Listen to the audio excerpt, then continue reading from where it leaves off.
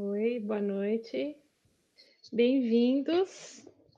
Vamos dar início aqui à sétima e última edição do ciclo de debates online A Pesquisa em Jornalismo em Tempos de Covid-19, realizada pela Associação Brasileira de Pesquisadores em Jornalismo, SBPJ. O debate está acontecendo no canal institucional da SBPJ no YouTube e no Facebook. Sigam, façam perguntas, tá? Meu nome é Cláudia Nonato, eu sou do Conselho Administrativo da SBPJ, sou pesquisadora da ECA USP e vou mediar esse debate lindo com as duas queridas Cláudia Lago e Márcia Veiga. Vou apresentar primeiro as duas. A Cláudia Lago é professora do programa de pós-graduação em Ciências da Comunicação da Universidade de São Paulo e presidente da Comissão de Direitos Humanos da ECA USP. Suas pesquisas têm como foco a construção da alteridade, especialmente relacionada aos estudos de gênero e narrativas não ficcionais. A Márcia Veiga é professora colaboradora do programa de pós-graduação em Ciências da Comunicação da Unicinos. Ela é autora do livro Masculino, o Gênero do Jornalismo, Modos de Produção das Notícias, e tem interesse de pesquisas nas áreas de jornalismo, gênero e interseccionalidades. Então, a gente tem assuntos muito interessantes para falar hoje com as duas queridas. Vou começar com a Cláudia Lago, vamos fazer em ordem alfabética. A Cláudia vai falar de 15 a 20 minutos, depois a Márcia também vai falar de 15 a 20 minutos, e aí nós vamos começar a responder as perguntas. Então, vocês podem ir escrevendo no chat e a gente vai anotando para perguntar para as duas no final, tá bom? Então, sejam bem-vindos e vamos dar início. Obrigada, meninas. Oi, bom, boa noite a todos, todas e todes, né? É um prazer estar aqui, estou muito contente de estar aqui com vocês, todos, todas e todes, e especialmente com a Márcia e com a Nonato, né? Queridas assim, queridas gerais, né? Também, enfim, muitos afetos, o que é muito bom nessa pandemia. Ah, quando me convidaram para fazer essa live, eu fiquei muito contente, ao mesmo tempo eu fiquei assim, ah, meu Deus, mas o que que eu vou falar, né? E aí quando eu comecei a parar para pensar no que eu ia falar, tinha tanta coisa para falar que não ia caber em 15 minutos. Então, eu vou falar coisas que eu sempre falo, na verdade. Eu vou reforçar coisas que eu sempre falo, e que eu acho que para mim são importantes para a gente começar a pensar como trabalhar com essas questões de gênero, interseccionalidade dentro do campo de estudos do jornalismo, dentro da comunicação, né? Bom, o que eu sempre falo é, toda vez que me convidam para uma mesa, para um debate, para uma pesquisa, para avaliar uma pesquisa, mesmo que a pesquisa não tenha a ver com gênero, eu pergunto, e aí? E os recortes de gênero, raça, classe, etc. Né? E às vezes as pessoas me respondem: ah, mas a pesquisa não é sobre isso, a pesquisa é sobre mercado de trabalho. Aí eu falo: tá, mas mercado de trabalho, sem pensar gênero, raça, classe, é uma pesquisa incompleta. Né? E aí então eu sou a chata do gênero que só fala nisso. Quando eu estou falando em gênero, eu estou automaticamente assumindo que eu não estou falando gênero de uma perspectiva estrita, eu estou falando gênero de uma perspectiva ampla. A minha perspectiva de gênero, quando eu falo em gênero, eu o tempo inteiro estou pensando no gênero como colado com outras questões. Ele traz outras questões quando a gente começa a pensar. Gênero traz as questões que tem a ver com as desigualdades de gêneros, né? Mas traz também questões que têm a ver com raça, com classe, etc., porque não dá para pensar as desigualdades de gênero sem também pensar essas outras coisas, né? Bom, então é essa a minha perspectiva, é isso que tem me alimentado muito, e eu acho que a gente na comunicação e no jornalismo, a gente tem que começar a usar essa perspectiva, tem que começar a pensar nessas questões de um jeito mais orgânico, mais estrutural, não só no nosso olhar cotidiano, mas também nas nossas pesquisas, né? Uh, por que eu digo isso? Né? Porque quando a gente começa a partir desses lugares, dessas perspectivas, certas coisas que são naturalizadas ficam muito evidentes enquanto construções sociais e não como coisas que são naturais. né?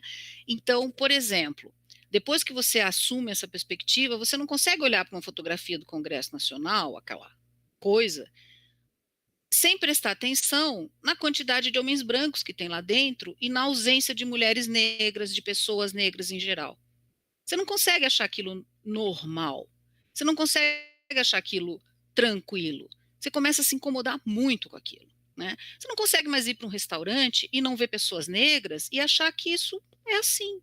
Você não começa a andar pelos corredores da universidade e ver os trabalhadores e principalmente as trabalhadoras terceirizadas, que são a maioria, e ver que a maioria delas são mulheres negras, é de mulheres negras, e achar natural, e achar é assim.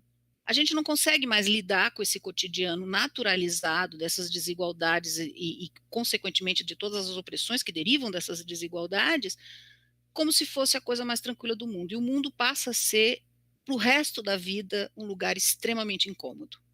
O meu mundo é um mundo muito incômodo, né? E eu acho que o mundo tem que ser muito incômodo para todo mundo, porque daí, quem sabe, assim, a gente consegue mudar um pouco esse mundo. Mas, enfim. Então, quando a gente trabalha com essa perspectiva de gênero e junto com a perspectiva de gênero a partir de uma lógica interseccional, que a gente pensa também raça, que a gente também pensa classe e outros marcadores, porque a interseccionalidade é um conceito contingente, vai depender da situação, do contexto, é que a gente vai trazer os marcadores para conversar, né? A gente não consegue mais ver o mundo como uma coisa tranquila e a gente não consegue mais pôr o véu, porque já foi desvelado o mundo como ele é, a gente não consegue mais pôr o véu. E aí, pensando um pouco na pandemia, né, que é o nosso mote, o nosso leitmotiv dessas lives da SBPJ, no fundo, eu acho que a pandemia, a partir dessa perspectiva, né, ela exacerbou aos olhares de quem quer ver, né, essas desigualdades que são estruturais no mundo inteiro, né? E eu vou dar um exemplo, uma coisa que me pegou muito. O que a pandemia deixou evidente? Apesar de não ser esse o foco das nossas matérias e nem das nossas pesquisas, mas o que a pandemia deixou evidente? A pandemia deixou evidente a essencialidade do trabalho de cuidado. Como o trabalho de cuidado é essencial para a manutenção da vida humana no planeta. A gente tem isso como natural. Eu gosto muito de uma expressão inglesa que é take it for granted. A gente tem isso como natural. É assim. E, de repente, essa pandemia evidenciou como esse trabalho de cuidado é absolutamente essencial. Por quê? Porque ele não existe. Ele não é acessível a todos. Ele não está à disposição de todos. Ao contrário, você tem um contingente expressivo de população que é mal pago ou não pago, né, para cuidar de um outro contingente de população que consegue pagar, né? E quando a gente vai pensar no trabalho de cuidado, a gente tem que pensar a partir de um recorte de gênero, porque no mundo inteiro, a grande parte do trabalho de cuidado é feito por mulheres, no mundo todo. Claro que existem diferenças, etc., mas a grande maioria do trabalho de cuidado que garante a sobrevivência humana é feita por mulheres no mundo inteiro. E essa pandemia deixou isso muito evidente, pela ausência do cuidado, pela importância do cuidado e mostrou como as populações vulnerabilizadas imediatamente pela pandemia, em primeiro lugar, são essas, principalmente mulheres, no começo, né? Claro que a pandemia pegou todo mundo de formas muito diferentes, né, gente? Quando a gente fala que a pandemia tem resultados, etc., etc., a pandemia ela é racializada, ela é generificada, né? Eu falo sobre essa questão do trabalho do cuidado porque isso é uma discussão antiga das feministas e é uma discussão antiga dentro do campo dos estudos de gênero. E que nem por isso é uma discussão que atravessa as nossas pesquisas, que atravessa as nossas preocupações, né? Para vocês terem uma ideia, tem estudos que mostram que se o trabalho feito pelas mulheres a partir dos 15 anos de idade, porque as mulheres trabalham desde muito cedo, com o cuidado dos outros, familiares, filhos, parentes, na casa dos outros, etc., fosse pago ou bem pago, porque ele é muito, quando ele é pago, ele é mal pago, mas ele geralmente não é pago, esse trabalho feminino de cuidado, né?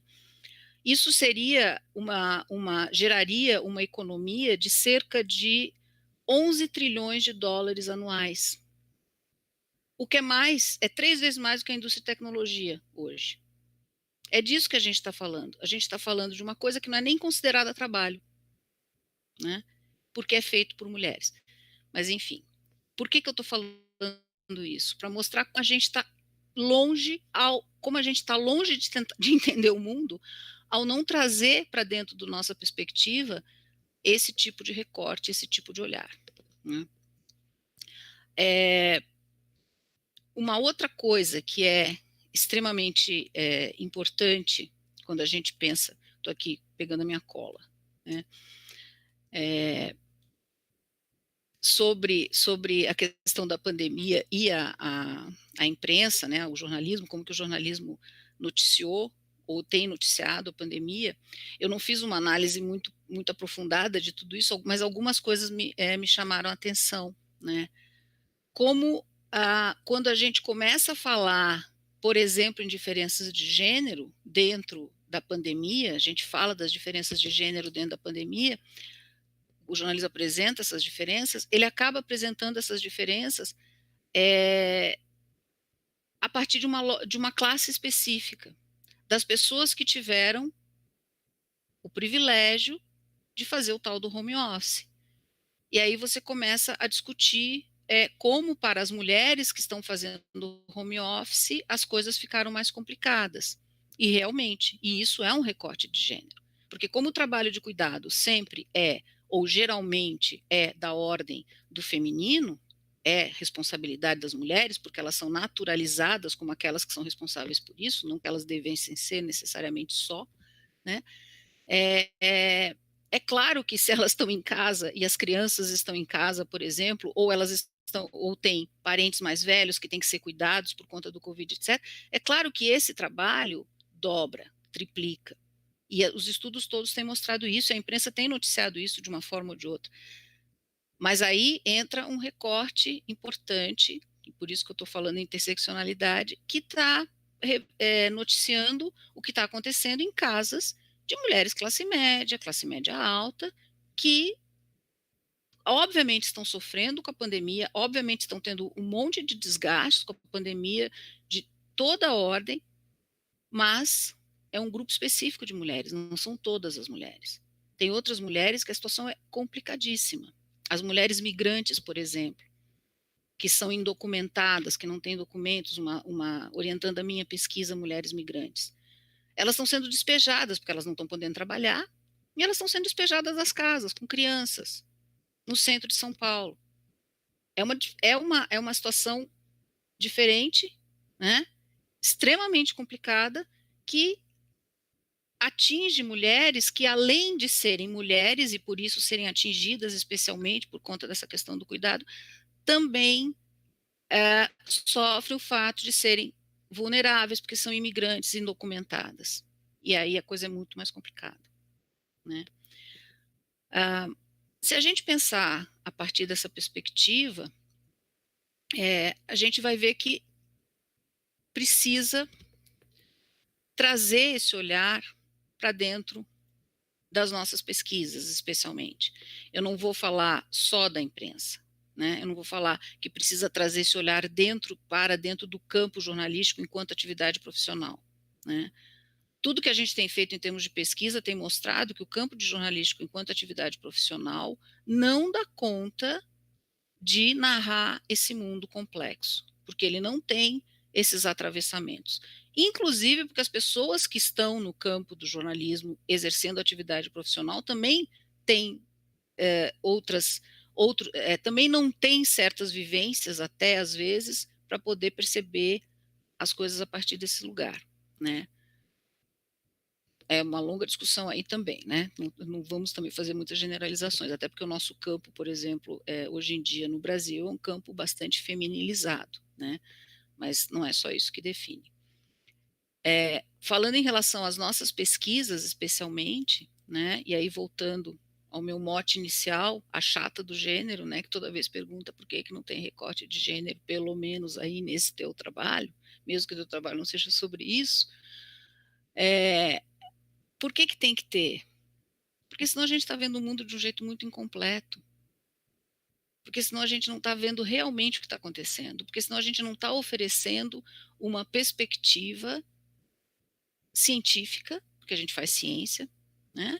Uma perspectiva científica mais adequada. Tudo bem que as nossas ciências são da alçada do humano, das ciências humanas, sociais e sociais aplicadas, etc., depende da tabela, mas, e são interpretativas, então, mas a gente tem que trazer essa perspectiva para as nossas interpretações. Né? A gente realmente tem que trazer essa perspectiva para as nossas interpretações. Pelo menos isso é o que eu defendo, tenho defendido já há bastante tempo, né? E tenho defendido todas as bancas que eu participo, mesmo que os trabalhos não sejam sobre gênero. Eles têm que, gênero, como diria o velho e bom texto da John Scott, que todo mundo cita, né? Gênero é uma categoria de análise. Ele não é só um objeto. Ele pode ser um objeto, você pode estudar gênero especificamente, mas na verdade ele tem que ser uma categoria que ampara o teu esforço de pesquisa. E quando eu falo gênero, de novo, eu estou falando gênero a partir de uma perspectiva interseccional. Eu não estou falando só de gênero, relações entre gêneros, eu estou falando relações que envolvem raça, classe, etc. E outros marcadores a depender do contexto contingente que a gente esteja observando. Né? Claro que isso transforma nossas pesquisas, complexifica as nossas pesquisas, mas eu acho que se isso for exercido e coletivamente, porque também não dá para ser exercido por uma pessoa só, né?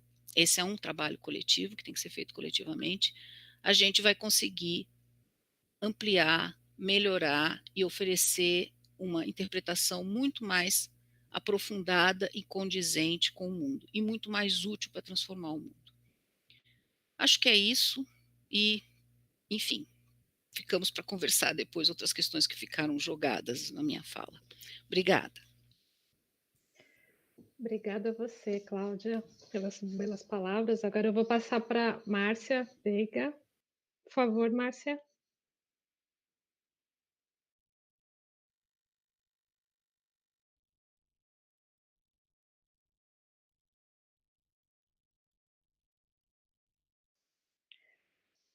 A Márcia apertou o botão errado e saiu, mas ela já deve estar de volta.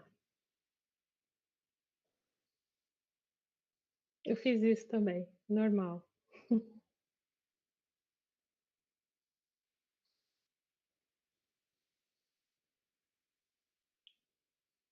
Bom, a gente está aqui no meio. Oh, voltou.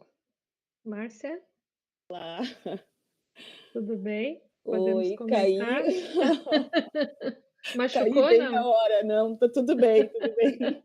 Então vamos retomar, então, por favor. Desculpem, que maneira, né, de começar, então me desculpem, foi um erro meu mesmo. Eu fui ali colocar o microfone para acionar o microfone e desliguei a câmera, então me desculpem. Então eu queria começar agradecendo então o convite, né, da SPPJOR para participar desse momento, né, desse último desses encontros que estão acontecendo, muito especialmente, né, na companhia da Cláudia Lago, da Cláudia Nonato, né, são duas mulheres incríveis do campo, né, que também trazem essas discussões super importantes, né, sobre gênero. E eu queria agradecer, então, o convite para poder estar com vocês aqui e saudar também a Laura, que também está participando, contribuindo ali nos bastidores, né? E todas as pessoas que estão aqui nos acompanhando. Eu gostei muito do convite, porque acho que é bem importante, né, como a Cláudia disse, a gente trazer essa discussão nesse momento, né? E também, como a Cláudia, fiquei pensando, eu até pensei, como é que eu vou começar agora a levantar matérias e tal, porque a gente vai lendo, né, as matérias de jornalismo sobre a Covid, e olhando sobre gênero, mas até a gente catar tudo isso, como é que a gente faz nesse curto período de tempo, né? Então, eu pensei na gente iniciar essa conversa, porque a primeira coisa que eu acho que a pandemia nos traz, ela tem a ver com gênero, né? No sentido de que ela nos coloca diante da fragilidade, né? Das nossas fragilidades, né? E por que isso tem a ver com gênero, né? Porque no nosso sistema, nas nossas convenções de gênero, né?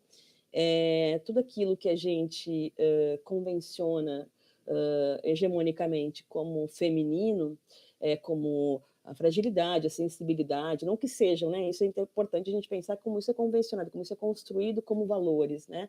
E valores que a gente vai convencionando não apenas como de homens e mulheres, mas também como masculinos e femininos, né? Então, a fragilidade, ela seria um valor considerado feminino e, portanto, na nossa hierarquia de valores e convenções de gênero, ela é algo que é desvalorizado, né? É algo que a gente não pode ter, né? Então, também uma outra coisa que o fenômeno da Covid vai nos apresentar é a nossa necessidade de interdependência e de colaboração, né? Não se trata de eu apenas cuidar de mim, é preciso que o outro se cuide para que eu possa também sobreviver, né? E aí a gente tem o negacionismo, né, que é algo que evidencia o individualismo, que tem, né, se tornado muito, muito evidente, e também a ideia de que quando o Bolsonaro, por exemplo, diz que o uso da máscara, acho que ele é muito emblemático, né? O Bolsonaro diz que a máscara é coisa de viado, né? Então, isso significa que tu usar uma máscara, tu é viado, tu é mulherzinha, tu é frágil, né? E muitas pessoas interrogam outras, mas por que tá com máscara? Tá com medo dessa gripezinha, a gente ter medo de algo que a gente não conhece. Então, acho que a primeira coisa que se coloca são esses sistemas de valores de gênero, né? Em que a gente vive numa sociedade que valoriza, então, né? Coloca como grande valor aquilo que é convencionado como masculino, ou seja, a força, a coragem, o correr riscos, né, a competitividade.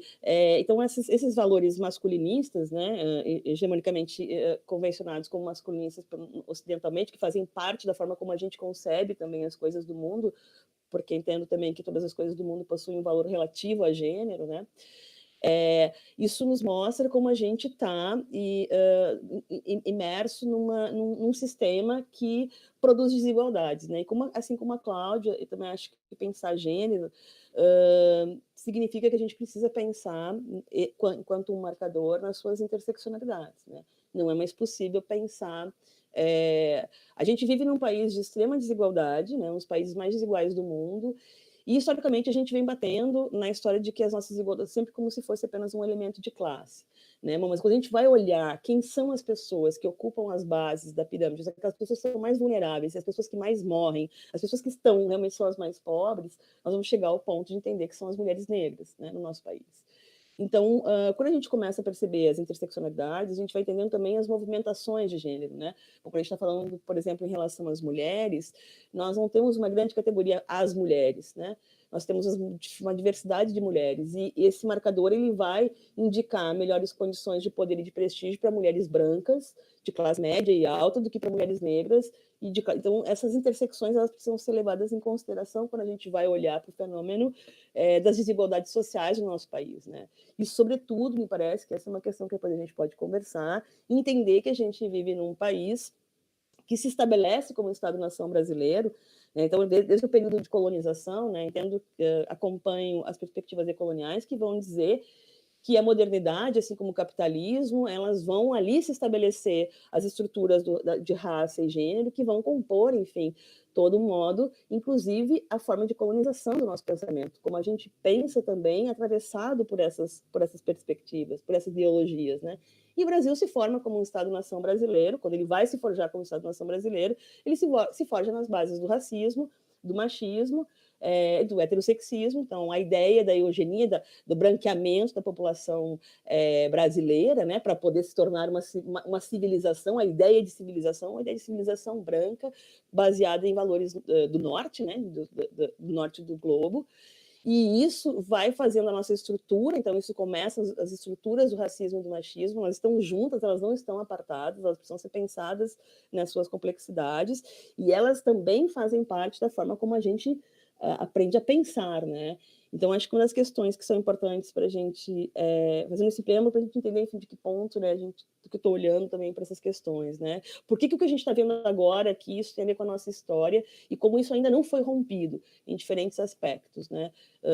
Inclusive epistemológicos, ou seja, as nossas condições de produzir conhecimento sobre as pessoas e as práticas e as coisas do mundo, como elas estão atravessadas pelo machismo e pelo racismo.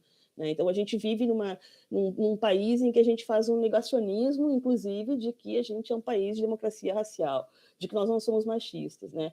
E aí as pessoas batem e dizem, não, eu não sou racista, eu tenho até amigos negros, não, eu não sou machista, minha mãe, minha tia, não sei quem. Né? O fato que eu acho que a gente precisa encarar de uma vez por todas é que não há como nascer num país que se estrutura nessas bases sem sermos. O que nos faz deixar de ser machistas, racistas, e o que muitas vezes vai fazer com que se cobre das mulheres, ou essa mulher é machista, ou essa pessoa negra ela é racista. Todos nós somos, né? Então, por quê? Porque isso não é um problema individual, isso é um problema cultural, e isso é um problema estrutural, e isso é um problema que precisa ser olhado de frente, né? Então, eu acho que o jornalismo é um campo importante, né? Porque ao mesmo tempo que eu entendo que ele reproduz também esses sistemas de valores, né? Ou seja, não apenas as convenções hegemônicas de gênero, mas também de raça e de classe, que servem como uma forma de conhecer as coisas do mundo, ele, ao mesmo tempo que ele vem, historicamente, reproduzindo, não apenas por conta das empresas, mas, sobretudo, porque como se produz conhecimento. Né? E aí a gente vai olhar para o campo como um todo, não só no mercado, a gente vai olhar para o campo, para a universidade, para os tipos de saberes que acessamos, enfim. Então, eu acho que é importante a gente fazer essa discussão, porque ele tem potência, e aí eu acompanho também o Adelmo Genro Filho, em dizer que ele tem um potencial revolucionário. Então, se ele está trabalhando por um lado, eu acho que a gente tem todas as condições de fazer ele funcionar pelo outro, né?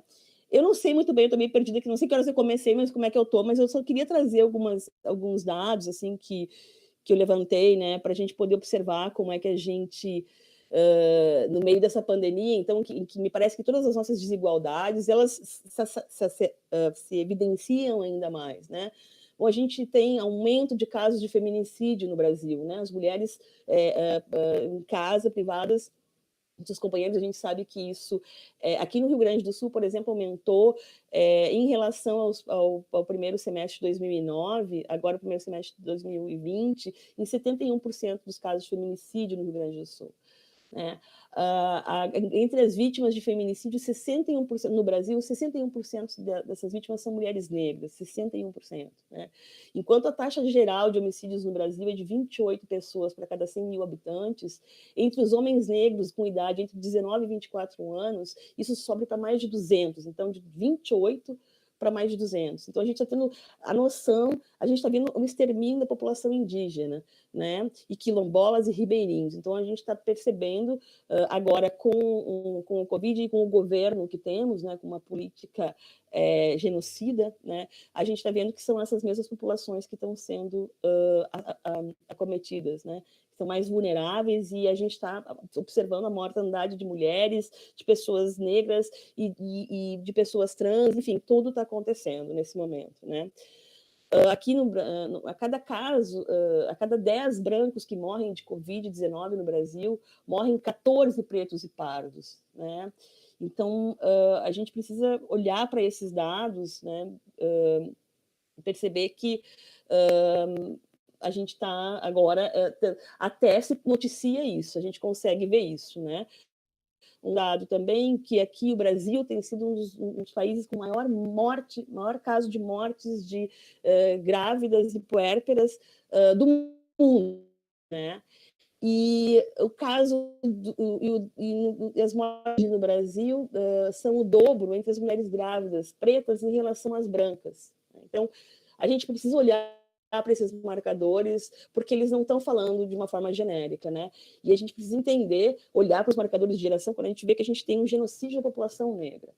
Mas aí tem algumas questões, né? Bom, algumas populações, por exemplo, estão sendo absolutamente invisíveis nesse momento, né?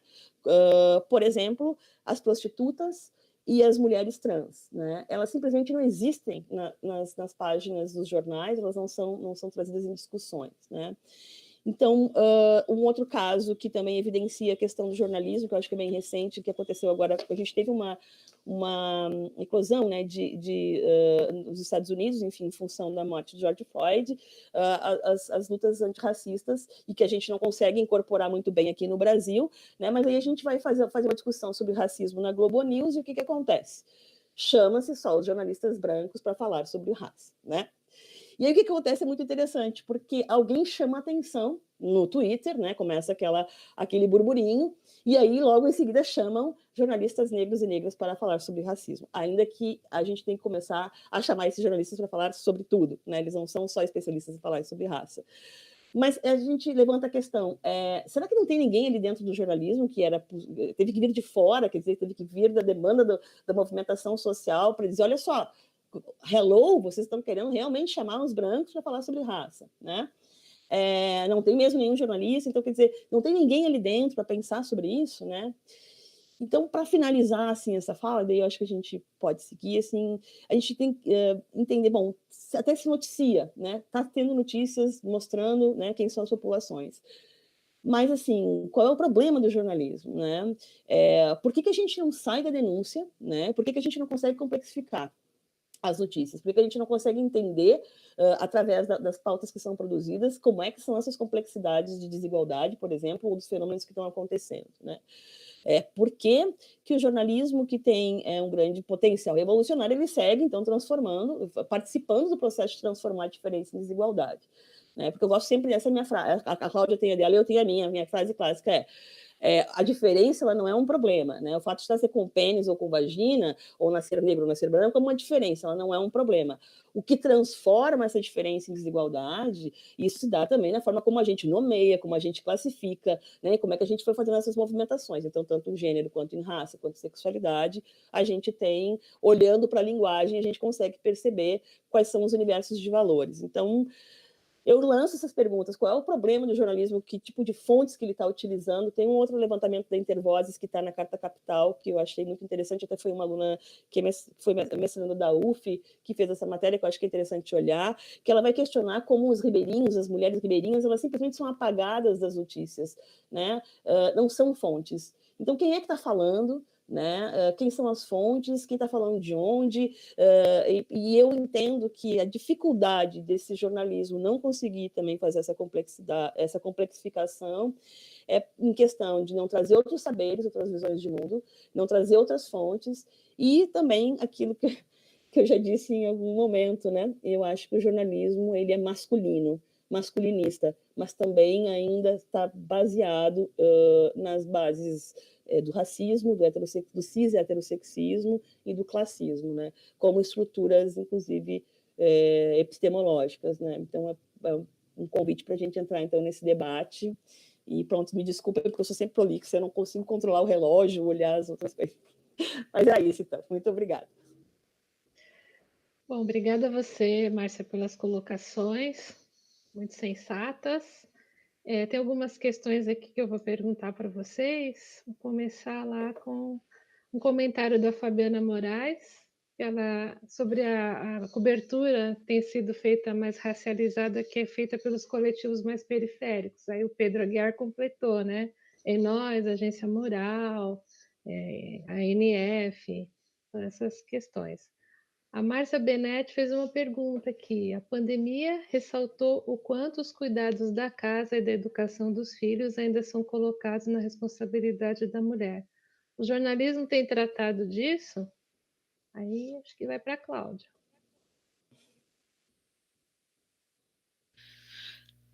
Então tá. Bom, eu vou primeiro mandar um beijo para Márcia Benetti, tipo da Xuxa, só que eu não lembro como é que a Xuxa mandava beijo, então vai ser assim. Acho que é assim, né? Então tá. Sim, eu acho que o jornalismo, em certa medida, tem tratado disso. Ele tem apontado para isso, quando ele faz matérias sobre. Eu já li algumas matérias nos jornais de referência, né, sobre essa questão do cuidado como uma coisa que cai nos ombros mais das mulheres, como as mulheres têm problemas para isso, etc, etc. A única questão é que falta, primeiro, essas matérias são muito superficiais e elas são sempre muito en passant, né? De vez em quando aparece uma coisa desse tipo, mas especialmente elas não fazem nenhuma conjectura a partir de uma outra perspectiva, de um outro tipo de mulher. Porque aquilo que a Márcia estava falando, né? Não existe mulher, existem mulheres as mais variadas, que são atravessadas por N fatores, N marcadores, que a gente chama, né? E o jornalismo, quando ele fala de gênero para mulher classe média branca. Ele não fala de gênero de outras mulheres, ele não fala dessas questões relativas a outras mulheres, a outros grupos de mulheres. E algumas simplesmente não existem para o jornalismo. Não existem, a Márcia apontou várias populações vulnerabilizadas que não existem para o jornalismo mainstream, especialmente, né? Às vezes tem uma outra tentativa, mas no geral isso não é parte das coberturas. Tem certas mulheres que não existem. E aí, só pegando um pouco os comentários do Pedro, da Fabiana, é isso mesmo, né? O que a gente tem hoje em dia é que a gente tem outros jornalismos. E aí a gente tem populações que não são faladas pela imprensa, que não são narradas, que estão se narrando, estão fazendo o seu próprio jornalismo nas periferias, né? Uhum. Lugar para a gente fazer nossas pesquisas também, para entender como é que esse jornalismo está sendo feito e que tipo de jornalismo é esse. E eu sei que várias pessoas estão fazendo pesquisas nesse sentido, e nessas pesquisas as pessoas estão vendo os atravessamentos, porque nessas pesquisas elas não conseguem fingir que o mundo é um só. Elas são obrigadas a perceber que o mundo é extremamente diferente, que as pessoas são extremamente diferentes conforme vários marcadores. Mas é isso, resumindo. Sim, a imprensa tem noticiado, quando noticia é muito pouco, muito en passant, e geralmente é em cima do trabalho de mulheres brancas de classe média que estão em casa com seus filhos e que não tem a empregada para ajudar a cuidar dos filhos em casa. É isso.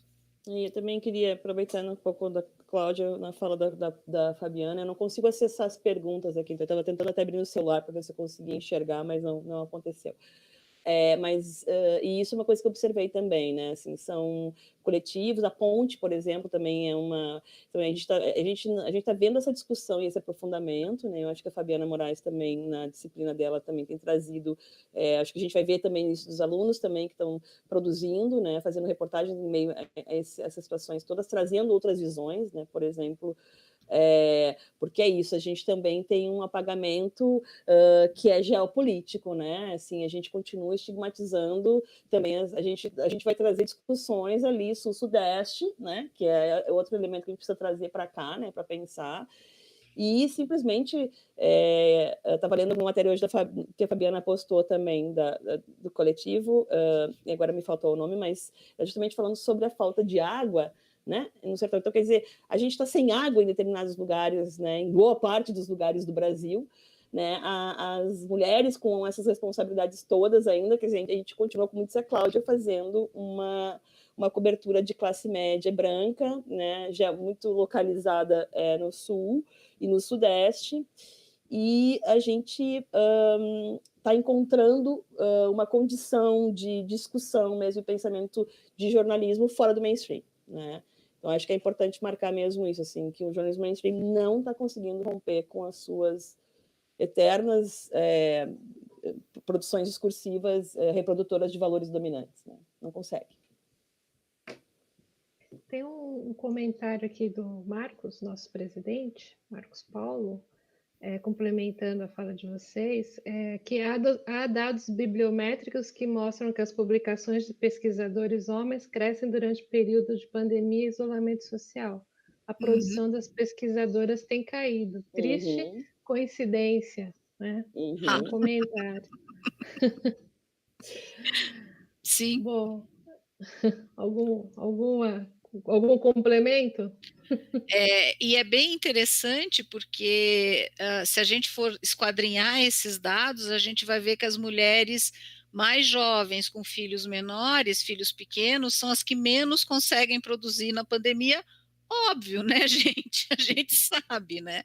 Outro dia eu estava conversando com um colega e aí eu perguntei para ele como é que ele estava na pandemia e ele me disse, ele é um homem bem mais velho, 60 e poucos anos, ele me disse, estou ótimo, estou aqui fechado, só produzindo. E aí eu olhei para ele assim, é muito omisse, né? É muito omisse. É isso, assim, estou aqui fechado, só produzindo. Quem que está cozinhando? Quem que está lavando? Quem que está limpando? Né? Estou aqui fechado, só produzindo. Tá, joia. Joinha. A Laura, nossa diretora administrativa, tem uma pergunta. Ela gostaria de ouvir de vocês sobre a desvalorização dos idosos e idosas no discurso político sobre a pandemia. A ideia de que idosos podem morrer porque estão no fim da vida se relaciona de alguma forma com o modo como a sociedade brasileira se construiu? Esse debate pode ser pensado a partir do debate sobre gênero? Se a gente entrei assim, né? Depois passei na frente, Márcia. Tem Se a problema, vai gente, lá. se a gente, eu estava pensando, eu acho que é muito complexo para a gente fazer uma análise só desse discurso, assim, só com base numa perspectiva. Me parece o seguinte, sim, se a gente pensar gênero a partir de uma série de possibilidades que os estudos de gênero trazem, a gente pode ajudar a iluminar esse discurso com certeza, tá? Agora, esse discurso eu acho que ele tem outros enraizamentos nessa estrutura desigual maluca que a gente vive nesse país, né? Porque quando essas pessoas, eu não vou usar um termo, eu não tenho termos bonitos ou que possam ser falados publicamente para me referir a essas pessoas, não consigo. Enfim, quando essas pessoas usam esse tipo de argumento, elas não estão falando dos seus pares, dos seus avós, dos seus velhos. Elas estão falando dos velhos vulneráveis, que é os que vão morrer em primeiro lugar. É claro que que a pandemia ela pega outros velhos também, que não sempre os velhos, os mais vulneráveis, né? Mas essas pessoas, elas não devem estar pensando exatamente nesses velhos, elas devem estar pensando nesses outros aí que tudo bem morrer, porque afinal de contas eles são só um estorvo para o sistema previdenciário. E isso foi falado em letras na imprensa. Teve uma pessoa desse governo, que também é um nome, eu acho que inapropriado, porque tem aí nesse lugar hoje em dia, que usou essa frase, né? Que estas pessoas velhas que vão morrer é bom porque desonera o sistema previdenciário. Então, eu acho que esse discurso é um discurso. É óbvio que ele está absolutamente enraizado nessa estrutura racista e machista e sexista que a gente tem no país. Mas ele extrapola tudo isso, porque, na verdade, é o discurso do darwinismo social, essas camadas, essas pessoas, né, realmente acreditam nisso. Elas realmente acreditam nisso. Eu Né? queria até aproveitar essa fala da Cláudia, né, para continuar pensando ainda nessa interseccionalidade também, né? Os primeiros casos que aconteceram de morte por Covid no Brasil, né, foi de uma empregada doméstica, a dona Cleonice, de 63 anos, no Rio de Janeiro, né, e do senhor Manuel Messias Freitas Filho, que era um porteiro aposentado de 63 anos em São Paulo. Né? A dona Cleonice é uma história muito interessante, porque eu comecei a procurar pelo nome dela. Eu demorei para encontrar, mas só apareceu referenciada na mídia como Dona Cleonice. Primeiro disseram que não iam divulgar o nome, porque como ela foi infectada pela patroa, que estava ela estava em quarentena em casa com Covid e também a profissional não sabia, ela, enfim, foi lá trabalhar e se infectou. Então, eu achei interessante porque o nome da Dona Cleonice, a única matéria que eu consegui achar nessa busca, só fala Dona Cleonice, né? O seu Manuel Messias Freitas Filho conseguiu ter o seu nome completo, né? Então, são duas pessoas com 62, 63 anos de idade, né? Que estão trabalhando num país como esse, ou seja, que a gente não tem mais aposentadoria, né? Que mesmo as pessoas aposentadas, elas classes populares, elas precisam continuar trabalhando. Nós temos o caso do Miguel, né? A morte do menino Miguel, que evidencia também essa nossa.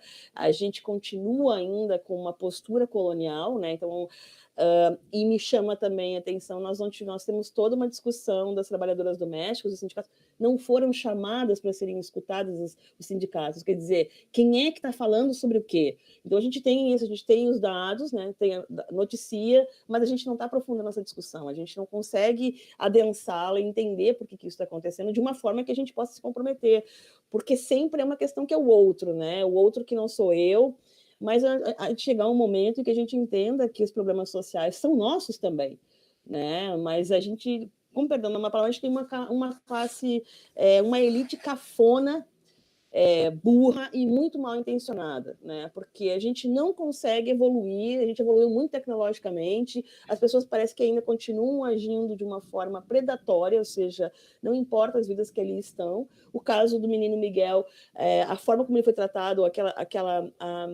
a patroa que vai até o Fantástico sem máscara, quer dizer, tem uma série de elementos naquela entrevista que a gente poderia ficar horas aqui discutindo, né? Então, os valores religiosos que são acionados, e falando sobre por que a mortalidade de velhos, eu também acho que, assim, dentro do nosso sistema de valores, crianças e velhos, a gente tem uma faixa etária de quem tem credibilidade.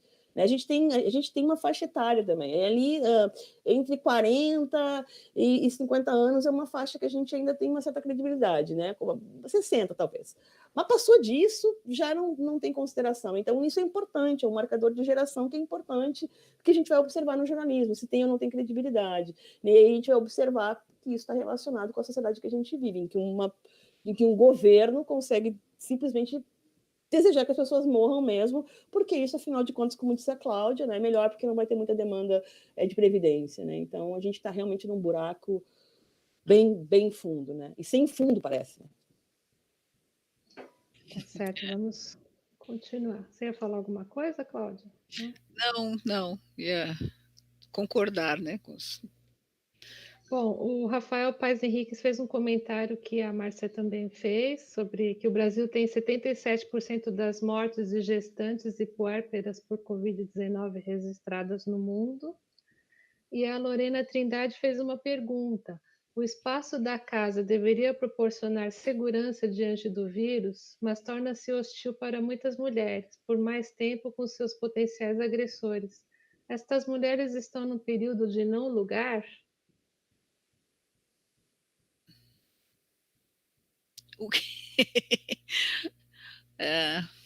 eu não sei eu não sei se dá para responder assim o que é o período de não lugar, né?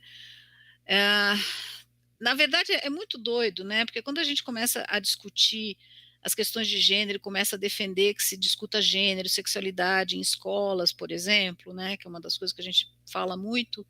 Sempre vem um discurso de que tem coisas que são da casa, do privado, e o privado é que tem que dar conta, e etc, né? Quando a gente sabe que a casa é um lugar perigoso, né?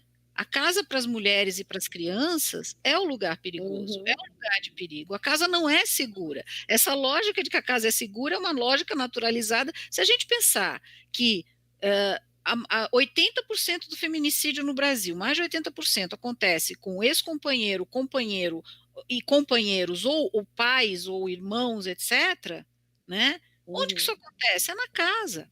Então a casa ela é vendida como lugar da mulher, a mulher é a dona da casa, né?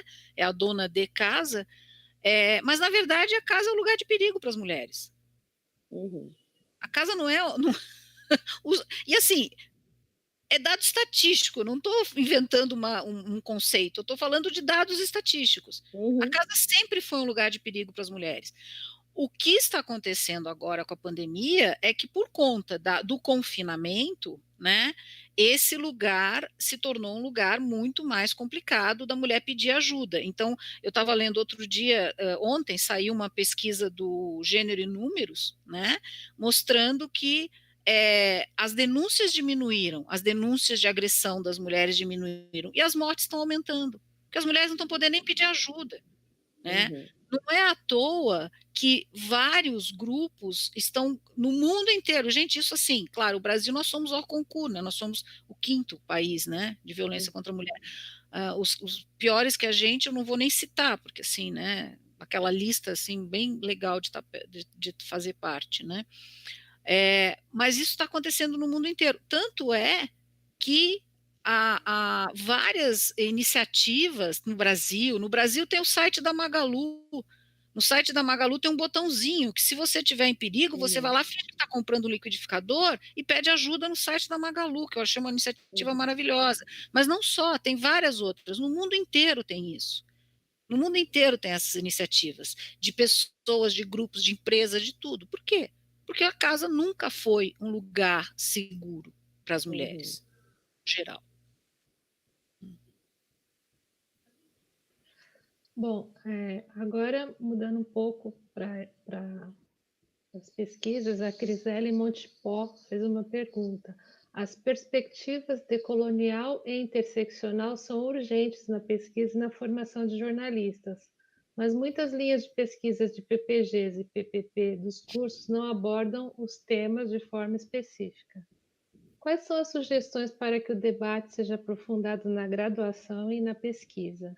Só acrescentando, a Márcia Benetti disse que dificilmente as linhas de pesquisa vão deixar isso claro, por questões estruturais, mas é preciso buscar os pesquisadores que fazem essas pesquisas. E o Ronaldo Reim falou que a linha de Linguagens e Práticas Jornalísticas da Unicinos, da qual a Márcia faz parte, já tem produção significativa com essas questões. E a Adriana Amaral também falou que na linha de Cultura, Cidadania e Tecnologia da Comunicação do PPGCC, Unicinos também tem produções nesse sentido. Quer começar, Cláudia? Não, essa é tua. Então, eu acho que é importante, assim, a gente perceber um aumento, né, de pesquisas, né? Eu acho que quando surge também essa quarta onda, a gente está vendo um fenômeno também geracional que foram demandando, né, essas pesquisas também nas PPGs, né? Então, mas acho que é importante a gente pensar isso no seu tempo, né? Então, assim, a gente já tem pesquisas feitas na comunicação, acho que a tese do Tainan Pauli da Tomazetti da URGS, ele fez um levantamento, né, entre as pesquisas de comunicação no Brasil de 72 e 2015, de gênero, né, em comunicação no Brasil de 72 e 2015, né? Então, a gente tem uma produção, sim. Mas é incrível, assim, quando eu fiz minha pesquisa, eu iniciei com ela em 2008, ainda havia um estranhamento, né? Mas por quê? A gente sabe que na história dos estudos de gênero e de feminismo, esses estudos sempre foram tratados como não científicos, né? Como menores, né? Então, a mesma coisa. Então, se a gente tem que, de novo, volta à história da nossa colonização epistemológica, de quais são os saberes que são válidos. A gente, a maior parte dos, se for olhar para isso, a maior parte dos nossos autores são homens brancos que partem da Europa. Assim, isso é importante, né? Então, uma outra discussão que pode ser longa para a gente pensar a respeito. Mas esses campos de estudos foram historicamente, a Cláudia sabe disso, historicamente marginalizados também, né? Em todos os campos, mas no campo da comunicação também, e do jornalismo. A gente tem um aumento, sim, de produção, e eu particularmente, e tem os PPGs que estão cada vez mais articulado, acho que o Ronaldo e a Adriana também trouxeram dos dados ali da Unicinos, né? Bem importante. Mas eu também acho que a gente precisa reivindicar.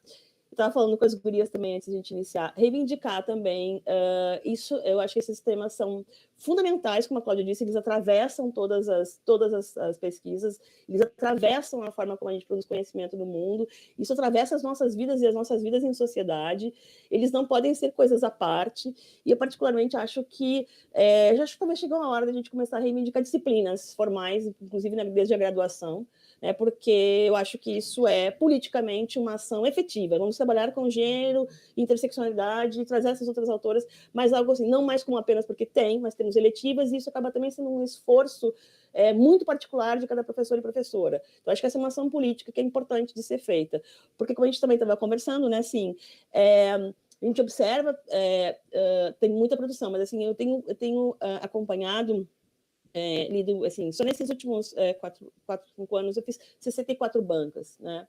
Então, fora os pareceres que a gente dá, etc. Tem uma questão que eu acho e eu também, assim, são 20 anos que eu estudo gênero, né? Desde o ano 2000 que eu comecei a estudar, não foi na universidade, foi numa ONG, que aí eu tinha antropólogas, etc., né? Que enfim, ali que eu comecei a estudar gênero, né? Então, isso não está na nossa formação. Então, é difícil, porque a gente vai chegar nas professoras e professores e vai trazer esse tema, mas a maior parte não tem essa formação também. Então, não é um problema individual do professor não quer, mas assim, até tem esforço sendo feito em direção a isso. Mas a gente já chegou num patamar, eu acho, agora, de uma reivindicação de que essas disciplinas sejam colocadas no currículo, porque elas são fundamentais. Porque a gente tem esse esforço que vem vindo das pesquisas, mas a gente tem ali uma citação, outra e tal, e essa ruptura, porque elas são realmente profundas rupturas epistemológicas de formas de conhecimento, que não, eu tenho percebido que elas não estão sendo feitas, e são, às vezes, muito abstratas, elas não conseguem ser feitas de uma forma que não seja a gente entender, olha, são diferentes perspectivas de estudos de gênero, diferentes, gênero entendido como diferentes categorias, categoria empírica, analítica, teórica, epistemológica, a gente tem diferentes correntes do pensamento, a gente tem diferentes intersecções, então, assim, o feminismo decolonial, por exemplo, que agora está vindo à tona, e eu acho ótimo, né, interseccionalidade, mas a gente precisa trazer esse conhecimento e colocar ele fundamentalmente como um conhecimento que nos ajude a produzir essas rupturas, porque como é que a gente vai responder o que está acontecendo no jornalismo? Qual é a formação que a gente está fazendo? Né? Então, eu acho que é urgente. Eu acho que essa é uma pauta política necessária para a gente fazer. Como a gente vai ficar reclamando dos jornalistas, como é que a gente está fazendo essa formação? Né? Como é que a gente está conseguindo fazer isso? E aí fica na eletiva, ou fica no professor, na professora, ou no grupo de pesquisa que vai acolher, mas o problema está aí. A gente está se exterminando enquanto espécie e exterminando determinadas populações que são mulheres, são pessoas negras, são pessoas LGBTQIs, são pessoas indígenas. Tem uma população que está sendo exterminada. A gente precisa agir, e o jornalismo, de novo, né, tem um potencial para fazer diferente. Né? Eu acredito muito na formação dos jornalistas. Né? Está na hora dessa pesquisa também que a gente está desenvolvendo no nível do PPG. Ela precisa, eu acho que ela precisa ser incorporada uma dimensão política dentro dos currículos, fazer uma disputa, sim, por essas, porque elas não são periféricas, elas são estruturais, né? Elas nos estruturam como sociedade e como pensamento, então a gente precisa tratá-las como elas merecem, né? Eu só queria completar, eu acho que sim, tem que ter esse esforço de sistematizar essas discussões todas, né? E como a Márcia apontou, é um mundo, né? Uma vez um aluno me perguntava, assim, o que eu estudo de referência de gênero? Eu olhava para ele e pensava assim, então, a respeito de quê? Não, mas não tem assim um livro básico? Eu falei assim, uns 100 livros básicos, tipo assim, Sim, né? sim. Porque a gente não consegue nem, porque é um campo interdisciplinar, então, na verdade, você tem N entradas aí e tal. E a gente tem que trazer para dentro do jornalismo, tem que trazer para dentro da comunicação, mas eu acredito sempre em combo, né? Eu tenho trabalhado muito com a lógica do combo. Eu acho que a gente tem que fazer esforços para sistematizar, exigir essas sistematizações e a gente tem compromissos nossos individuais com o coletivo. Então a gente tem que na nossa vida nos pautar por essa discussão e tentar fazer essa discussão enquanto não tem. Enquanto não tem, todas as minhas disciplinas vão falar de gênero em algum momento. Uhum. Enquanto não tiver uma disciplina, e eu tenho uma optativa específica, óbvio, né? Sim. Mas assim, enquanto não tiver, as outras que não são optativas, todas, quaisquer que sejam, falarão de gênero, tentarão trazer a ideia da interseccionalidade. Eu acho que a gente tem esse compromisso. Eu acho que a gente tem compromisso com essas coisas. Quem pesquisa, quem entende, tem esse compromisso. E uma outra coisa que eu acho que a gente tem que começar a fazer é começar a discutir as nossas pesquisas como alimentando uma perspectiva aplicada, né? Uhum. Porque o que a gente está propondo é mudar o jornalismo, a gente está propondo formas de fazer o jornalismo de outro jeito, isso é pesquisa aplicada também. Então a gente tem que conseguir configurar as nossas pesquisas, e nossas, quando eu digo, é porque quando eu estou falando em pesquisa, eu não trabalho mais com essa lógica de pesquisa individual. Para mim, Sim. pesquisa é coletiva. Eu pesquiso junto com as minhas orientandas, elas pesquisam junto comigo, a gente trabalha, todos os textos são assinados por mais de uma pessoa, porque é isso, é esse o ensinamento. Eu acho que a gente tem que trabalhar em rede, a gente tem que trabalhar coletivamente, e a gente tem que tentar moldar um pouco de algumas das nossas pesquisas, as possíveis, em pesquisa aplicada, com proposta, chegar com proposta. Olha, como que você faria um jornalismo melhor se você fizesse isso? Já tem um monte de coletivos fazendo isso. Né? Já tem um monte de coletivos fazendo isso. Eu acho que está na hora da academia também assumir um pouco esse lugar, assim, de propor algo para o mercado e não ter que ficar só analisando o mercado. Né? Também acho, Cláudia. Bom, mais uma pergunta da Márcia Benetti. Cláudia e Márcia, como podemos pensar as mulheres negras e pobres que duvidam do Covid por causa da religião?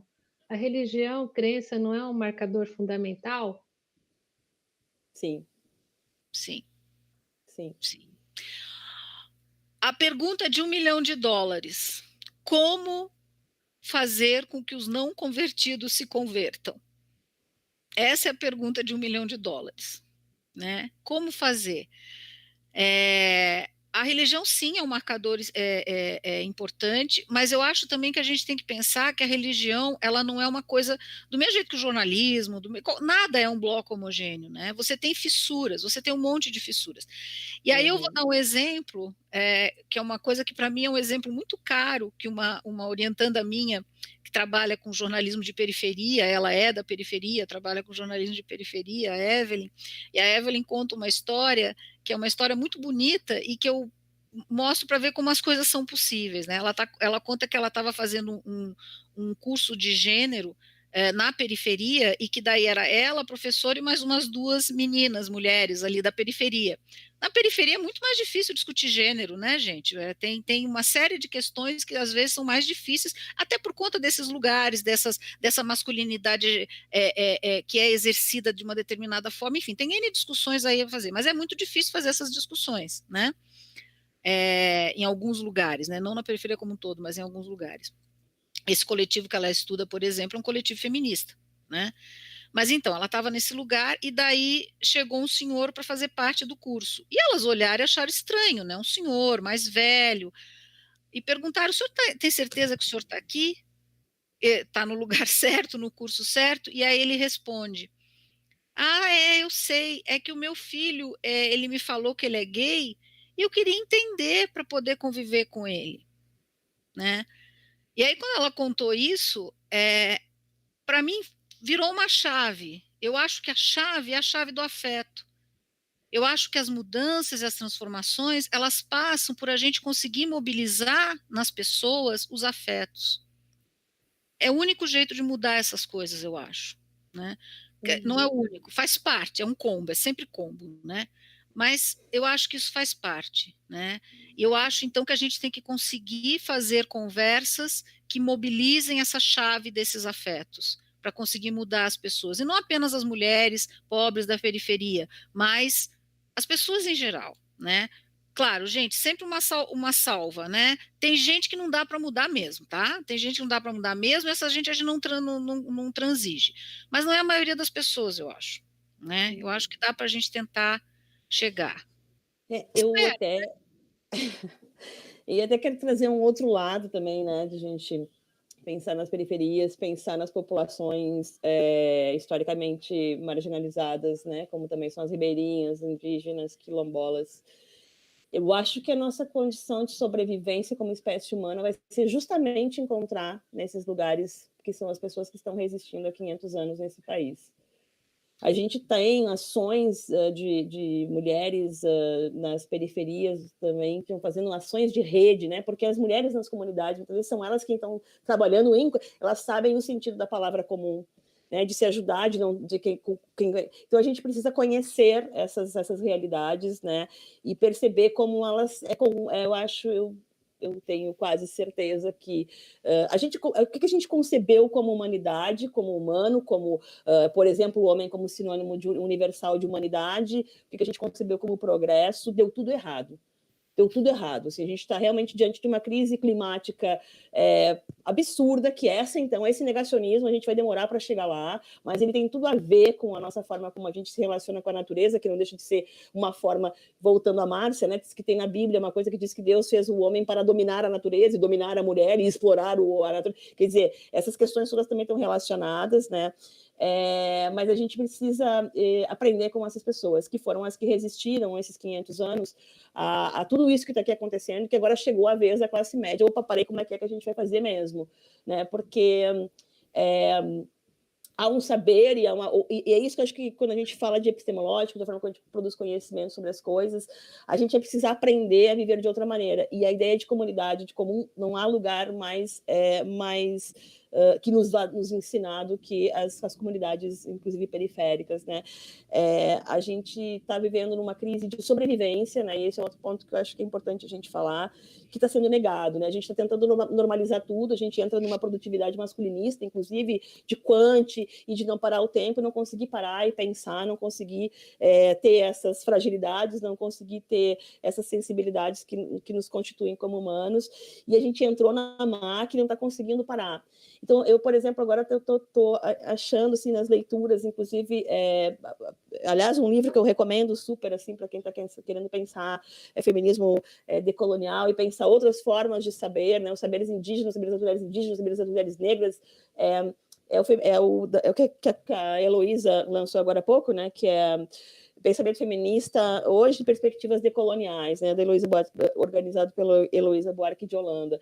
Então, ali a gente tem uma gama de diferentes formas de conhecimento, de pensar e de se organizar, né? Então, inclusive em relação à religião, né, porque a gente vai entender também como nessa colonização do pensamento, essa colonização toda que a gente vive, o fator religioso também é muito importante. Os valores judaico-cristãos são aqueles que melhor são colocados, né? E é uma estrutura patriarcal, da ideia de um Deus, né? Então, enfim, eu estou mais pelos indígenas que conseguem se imaginar, né? Numa outra cosmovisão, numa outra de integração, né? De uma divindade que está em todas as coisas vivas, todas elas, né, merecem o reconhecimento da existência. Então, eu estou para dizer que eu acho que a gente vai ter que realmente consultar e aprender com essas populações historicamente marginalizadas como é que a gente vai sobreviver nesse rolê. Porque essa é a primeira pandemia, né? A gente já sabe também que a ciência já está anunciando que a gente está com o pé na... assim, a gente está caminhando, negando e caminhando para se exterminar. Vamos lá, a gente está quase funcionando como vírus, né? Então, acho que a gente... É com essa galera que a gente vai ter que aprender, né? Bom, vamos aqui voltando para o jornalismo, uma pergunta do Jean Gonçalves. O jornalismo é feito majoritariamente por mulheres, mas os valores são masculinistas. Vocês veem brechas de intimidade do cotidiano da vida dessas mulheres jornalistas na própria imprensa? Brechas de intimidade? Como assim? Não entendi. Já especifica. Enquanto isso, eu vou emendando uma outra pergunta aqui da Eduarda Stefenon. Seguindo a ideia de jornalismo enquanto um agente também revolucionário, como é possível usar as vivências das jornalistas para gerar empatia e aproximação com outras mulheres consumidoras da notícia?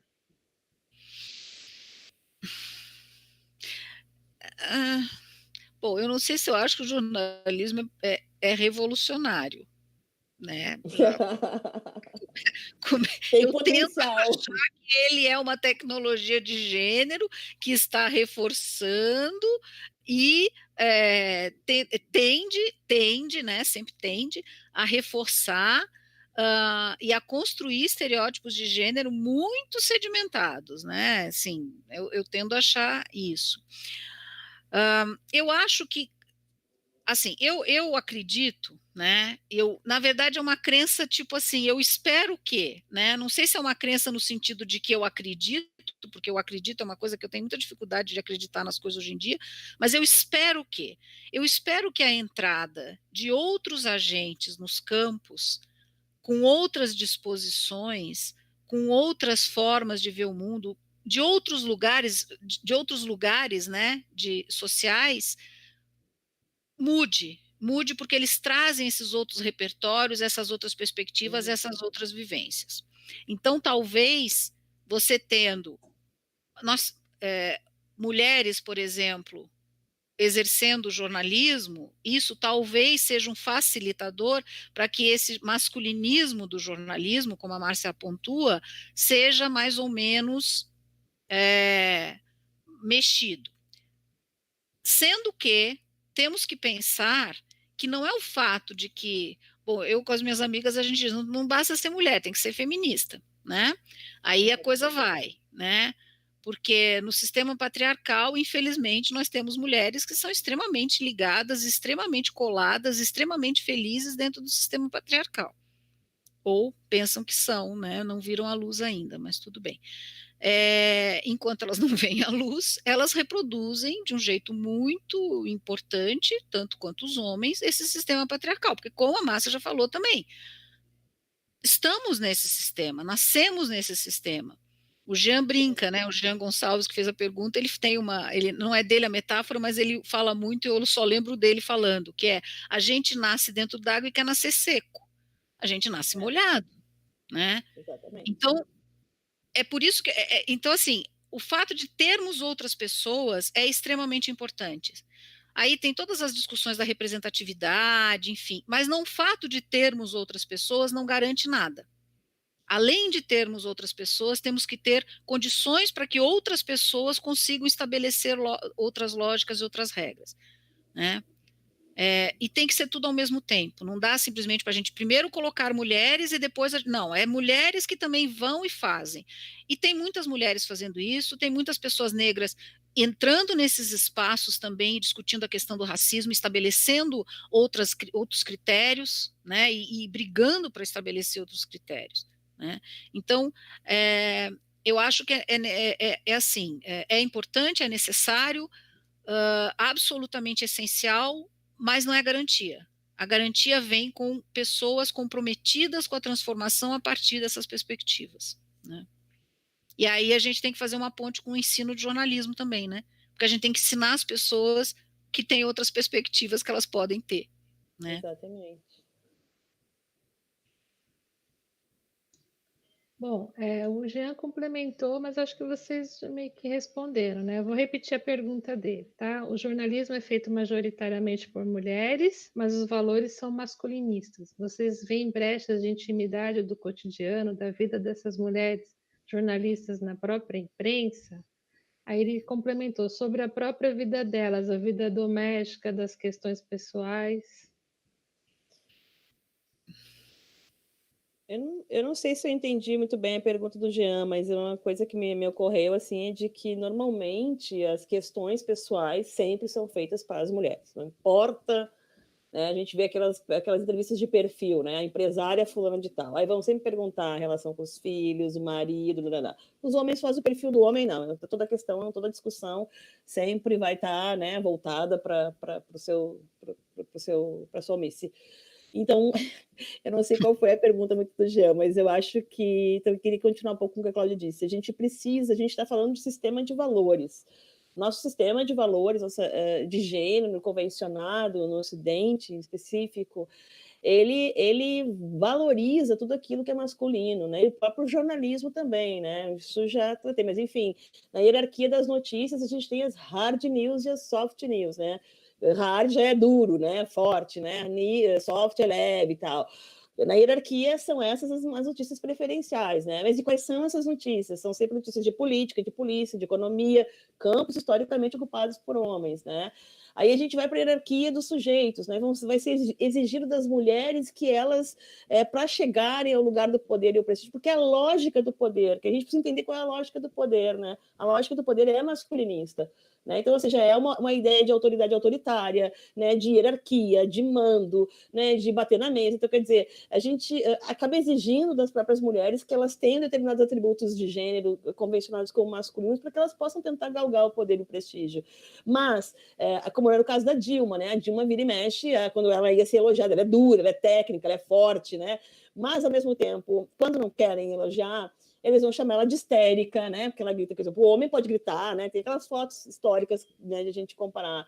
Então, acho que a mesma coisa, tudo aquilo que a gente está falando em termos da sociedade, isso está dentro do jornalismo. A gente vai precisar fazer uma ruptura, né? Ou seja, eu acho que questões, por exemplo, que a gente não entende como importantes para fazer uma matéria, né? Que eu estou, enfim, mapeando aí quais seriam as ações de emergência de feminino, de ações de feminino no jornalismo, né? Que rompem com essa objetividade, esse modo de objetivação masculinista, né? É tu trazer também teu corpo, é tu falar de, como a Eliane Brum fala de sensibilidade, fala de intuição, traz o corpo, traz o sujeito cognoscente de novo para cá, porque é esse sujeito que está produzindo conhecimento sobre o mundo, que está completamente perpassado por visões de mundo. Então, se a gente continuar nesse discurso de que nós somos neutros e objetivos, E essa ideia de objetividade neutra e imparcial, a gente vai continuar pegando isso como profissionais, dizendo, não, se eu aplicar tal técnica, eu vou fazer um retrato da realidade, que de fato é isso que está acontecendo ainda, né? E a gente não vai entender como essa bagagem cultural, que também perpassa as mulheres, ou seja, o machismo ele também está em todos nós, o racismo, isso é um processo de eterna desconstrução, porque também a cultura tem uma atualização do machismo e do racismo, não ficam coisas estanques, a gente não se desconstrói e está pronto, né? Isso é permanente, a gente vai estar sempre, enfim, incorrendo em alguma coisa dessa, mas a gente precisa fazer uma mobilização de mudança de valores, também dentro do jornalismo, para poder colocar essas questões que estão sempre à margem, sempre como menores, né? E que, bom, uma mulher que é sensível, por exemplo, ao jornalismo, ela vai para a rua muitas vezes, né? Ou vai ser para aquela que vai fazer a matériazinha de coisa nenhuma, ou que vão ficar perguntando da intimidade da vida dela. Então, assim, isso está dentro de uma forma de pensar o mundo ainda que é muito complicada, né? E eu tenho um conselho para dar para quem quer aprofundar um pouco essa perspectiva, assim, pensar um pouco essa perspectiva do ponto do tempo empiricamente, é um conselho e é um merchandising. Tem um número especial da Brazilian Journalism Research, que é a revista da SBPJ, que é sobre gênero, estudos de jornalismo, e tem texto da Márcia, inclusive, e tem textos muito legais sobre essa questão das mulheres e tal. Tem um especial que fala sobre objetividade, como que isso pode ser traduzido ou não, que é a Reipion Campos, eu não lembro como é que foi a tradução para o português do título, e é um texto bem interessante que discute assim como trazer o sujeito ou não trazer o sujeito numa situação de notícia mesmo, né? Então, é um dos textos, tem vários muito interessantes, mas esse especificamente em relação a essa discussão. Então, assim, momento merchandising, BJR, todo mundo que é da SBPJ tem que pesquisar e olhar para o BJR, e tem esses textos bem interessantes desse gênero de jornalismo, tem textos bem legais para aprofundar um pouco essa discussão. Bom, Jean, antes que está contemplado, tá, com as respostas. eu vou fazer mais uma pergunta e mais um comentário, e aí a gente já vai partir para as considerações finais, tá bom, meninas?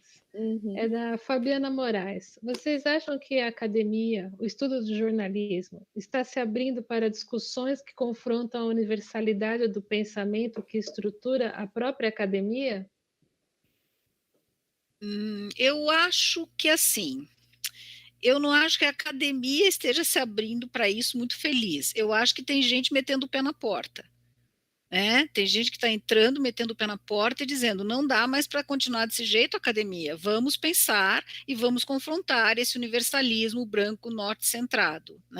Vamos parar de pensar nisso, tem muitas outras coisas para ler, tem autores e autoras maravilhosas, especialmente autoras muito boas, maravilhosas, etc.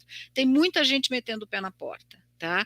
E eu acho que isso tem a ver com várias coisas, inclusive com o fato da gente ter instituído no Brasil há alguns anos políticas de cotas nas universidades públicas, tá? Que é uma coisa essencial e por isso que a gente tem que continuar brigando para nenhuma pessoa conseguir mudar essa lógica, né? É absolutamente essencial, tá? Então, a academia não vai fazer isso de bom grado, a academia, institucionalmente falando, não vai fazer isso de bom grado. Por quê? Porque, como nos outros campos, na academia, as pessoas que estão nas maiores posições de prestígio, etc., são pessoas mais velhas, são homens, são brancos, de média alta, e provavelmente não estão antenados com essas discussões. Ao contrário, essas discussões colocam em xeque seus privilégios que ninguém quer pensar a respeito. A maioria das pessoas que tem privilégio. Chimamanda diz uma coisa linda, que é o privilégio cega, porque é da essência do privilégio cegar. Tá? Então, é isso. Mas tem muita gente com o pé na porta. Tem muita gente com o pé na porta. E eu acho que a gente tem, de novo, nós temos compromisso social que é botar o nosso pezinho ou então ficar puxando a porta do outro lado para ela abrir. Eu acho que é isso. Márcia, algum comentário? Não, eu vou aproveitar tem uma fala aqui da Sueli Aldir Messeder, né, que é uma feminista decolonial, que diz o seguinte, que eu acho que vai um pouco no que a gente precisa pensar para de que não, realmente a universidade, a academia, enfim, ela não, como a Cláudia, ela está entrando com o pé, ela é, assim como o mercado, ela não é uma ilha à parte da sociedade, ela reproduz as mesmas normativas, as mesmas relações de poder, né? Ela reforça. Então, eu acho essa frase muito interessante, né? Para sairmos dessa cilada da episteme do conhecimento eurocêntrico colonial, devemos implodir o mapa epistêmico, questionar os espaços privilegiados, as fronteiras, os fluxos e as direções que o estruturam dessa forma, cuja aparência é de uma lei natural, né? Então, eu acho que é por aí que a gente vai entrar com o pé e com a cabeça, né, e com tudo mais, porque eu acho que é isso, assim, pensando o jornalismo como uma forma de conhecimento, para entender que tipo de conhecimento ele produz, a gente precisa entender sobre quais conhecimentos que ele bebe, quais foram as suas estruturas, as suas relações com o pensamento, com as estruturas de pensamento, quem vem pensando, quem vem ocupando esses lugares, né, Cláudia, que não é por acaso que essas pessoas estão aí também há tanto tempo, né? Porque esse foi o espaço privilegiado, inclusive, da academia para pessoas brancas, de classe média e alta, né? E agora a entrada das pessoas das cotas é bem importante, mas é preciso também se observar isso, enfim, fiz também essa observação na minha tese, que eu fui observar a formação de jornalistas em 2 universidades federais do Brasil, acompanhei 6 disciplinas, 3 em cada uma, durante 2 meses, né? E para isso também foi importante entender toda a estrutura da universidade, né? Que nasce no Brasil, ela não existia universidade, a gente criou a universidade para dar um prêmio, para dar um doutor honoris causa, né? Por isso que ela surgiu. Ela surge desse jeito e assim ela se organiza, né? Então, ao observar a entrada dos alunos de cotas, eu me lembrei muito da Esther Grossi, quando ela dizia que, a partir de 1988, quando as crianças, quando o ensino passa a ser público, né, nas escolas, o acesso passa a ser universal, a primeiro creche que deu foi porque, até então, as escolas eram professoras e alunos e alunas de classe média. Então, de repente, as professoras encontravam com seus alunos de camadas populares e estranhavam que os alunos não sabiam pegar uma caneta e um lápis. Não, porque as professoras não foram treinadas para entender que a gente não nasce sabendo, que dentro de um universo letrado, como é da classe média e alta desse país, a gente já está acostumado a ver as letras, quase que hoje em dia nascem com os dedinhos fazendo assim no tablet, né? Mas que para a maior parte, por grandes parcelas da nossa população, aprender a pegar o lápis para as crianças que entraram na escola significava, muitas vezes, elas eram burras ou porque elas não teriam condições, e grande parte delas eram crianças negras e pobres. E então é importante que eu defendo, sim, acho que as cotas foram fundamentais, mas que a gente observe também como é que essas disputas continuam acontecendo mais, ainda por nossas incompreensões, das diferenças, marcadores que estão também em tensão nesse lugar, que a gente possa fazer mesmo uma escuta do que está chegando, do diferente que está entrando na universidade, e que a gente possa também, a universidade possa se entender como se atualizar, que ela está ainda em muitas coisas no século XVIII, eu entendo dessa forma, fazendo uma escuta desses saberes que estão chegando também pelas experiências, né, mas que não são saberes menores, e observar, não acabar também não sendo, como também observei que um lugar de reproduzir sistemas de desigualdades, né? Então, não basta a entrada dos alunos e alunas de cotas, que é fundamental e deve continuar, acho que a gente tem que reivindicar, mas é importante que a gente entenda que a produção do conhecimento também está perpassada por esses atravessamentos que são inconscientes. E, de novo, a gente tem que tirar o lugar do machismo, do racismo, como se fossem questões individuais, são problemas estruturais, todos nós somos perpassados por eles. E a universidade é um lugar central e precisa assumir esse lugar de produção de pensamento crítico e de fazer isso, que é conhecimento aplicado, então façamos isso na prática, inclusive, no nosso campo, né?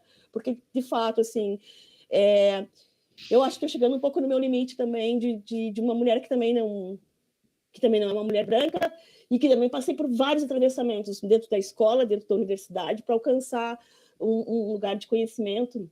E ainda a gente precisa agir. Não é mais possível, a gente precisa assumir isso como um campo, como produção de conhecimento. O jornalismo é uma forma de produzir conhecimento, e a gente está morrendo e a gente está se extinguindo.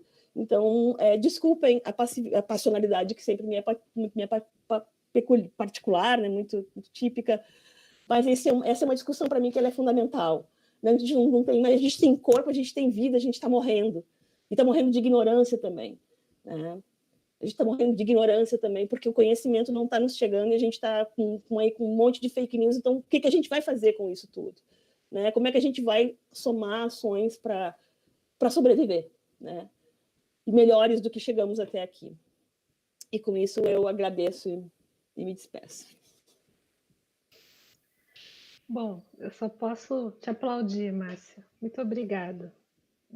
Eu falei que eu ia fazer um comentário, mas eu vou deixar os comentários estão na live, depois as pessoas leem. Eu queria deixar um espaço para vocês se despedirem. Não sei se a Márcia quer falar mais alguma coisa, Não, mas já falei demais. a Só agradecer. Cláudia, para a gente encerrar, por favor. Eu só queria agradecer, eu acho que foi uma conversa muito boa, gostei muito, eu sempre gosto muito das coisas da Márcia e acho que essa passionalidade é uma coisa que, sim, ela também é muito necessária, né? Porque dá um cansaço mesmo, né? Dá um cansaço, assim. Às vezes a gente está tão acostumada a ver certas coisas, e são coisas tão palpáveis, concretas para nós que estamos acostumados a ver essas coisas, que de vez em quando tem certas reproduções no nosso cotidiano, muito dos colegas, em sala de aula e tudo, assim, dá um cansaço, a gente fica olhando pensando, ai meu Deus, de novo, tá, ok, né? Mas é isso, né? Eu acho que eu sou convencida há muito tempo que quando você resolve ser professor, você resolve ser educador. Professor, professora, você resolve ser educador, educadora, né? E existe, então, um compromisso social muito forte nisso, né? E um compromisso de entender as pessoas com quem você trabalha, entender as pessoas que são estudantes, né? E o que eu tenho visto, e eu tenho ficado muito, muito feliz com isso, e eu sou privilegiada porque eu trabalho num curso que é o curso de Educomunicação na Universidade de São Paulo, e que é o curso da utopia, né? Porque quem vai fazer Educomunicação é quem tem um compromisso com a utopia, então eu sou muito privilegiada, né? Porque eu tenho alunos e alunas que são excelentes e que têm me ensinado muito sobre todas essas questões. Que eu acho que isso também é muito importante, né? A gente tem que aprender também com as novas gerações, porque as novas gerações, elas não estão mais sendo tão pacíficas como nós fomos em relação ao racismo, né? E mesmo em relação às questões de gênero, de machismo, etc., que eu nunca fui pacífica com isso, mas então tem sido muito importante isso. Então por um lado, eu acho que a gente está vivendo um momento muito difícil, né? Eu não consigo nem falar e nomear certas coisas mais, né? Mas por outro lado, eu também olho e também eu vejo com esperança o porvir por conta desse convívio que eu tenho tido com essa garotada. Eu chamo de garotada tudo adulto, né? Mas eu chamo de garotada porque eu acho que estou ficando velha, então chamo tudo que tem menos de 30 para mim é criança, né? E está sendo muito, muito gratificante perceber que essas pessoas estão muito antenadas com todas essas discussões que a gente tem levantado e estão nos ensinando também. É isso que eu acho mais importante. Eu particularmente, aprendo muito com eles e com elas. Mas é isso, gente. Muito obrigado. E não se esqueçam de visitar a BJR, tá? Muito obrigada também. Obrigada, gurias, pela conversa. Obrigada a quem está junto também, escutando. Muito obrigada por essa oportunidade de pensar juntas também nesse momento, né? Obrigada.